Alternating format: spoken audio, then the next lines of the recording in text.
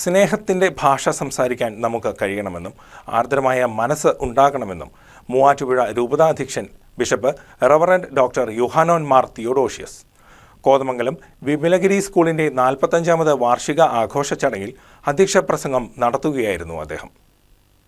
ദർശനമുള്ളവരായിരിക്കണം അധ്യാപകരെന്നും സ്നേഹത്തിന്റെ ഭാഷ വിദ്യാർത്ഥികൾക്ക് പകർന്നു നൽകുവാൻ അവർക്ക് കഴിയണമെന്നും മൂവാറ്റുപുഴ രൂപതാധ്യക്ഷൻ ബിഷപ്പ് ഡോക്ടർ യുഹാനോൻ മാർ തിയോഡോഷ്യസ് പറഞ്ഞു. ഈശ്വര ഭയമാണ് എല്ലാ അറിവിന്റെയും അടിസ്ഥാനമെന്നും അദ്ദേഹം കൂട്ടിച്ചേർത്തു. കോതമംഗലം വിമലഗിരി പബ്ലിക് സ്കൂളിന്റെ 45ാം വാർഷികാഘോഷ ചടങ്ങിൽ അധ്യക്ഷത വഹിക്കുകയായിരുന്നു അദ്ദേഹം. ഡെപ്യൂട്ടി കളക്ടർ വിനോദ് രാജ് ചടങ്ങിൽ മുഖ്യാതിഥിയായിരുന്നു. സ്കൂൾ പ്രിൻസിപ്പൽ ജിസി സോജൻ വാർഷിക റിപ്പോർട്ട് അവതരിപ്പിച്ചു. PTA president doctor Ittoop Jacob Ancheril ആശംസകൾ നേർന്നു. School manager father Kuriakose Karuthedath സ്വാഗതവും vice principal sister Ansa Maria നന്ദിയും രേഖപ്പെടുത്തി.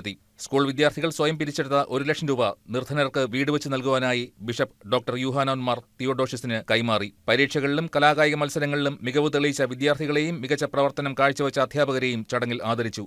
LKG മുതൽ +2 വരെയുള്ള വിദ്യാർത്ഥികൾ അവതരിപ്പിച്ച കലാപരിപാടികൾ ചടങ്ങിന് നിറമേകി. News desk KCB news.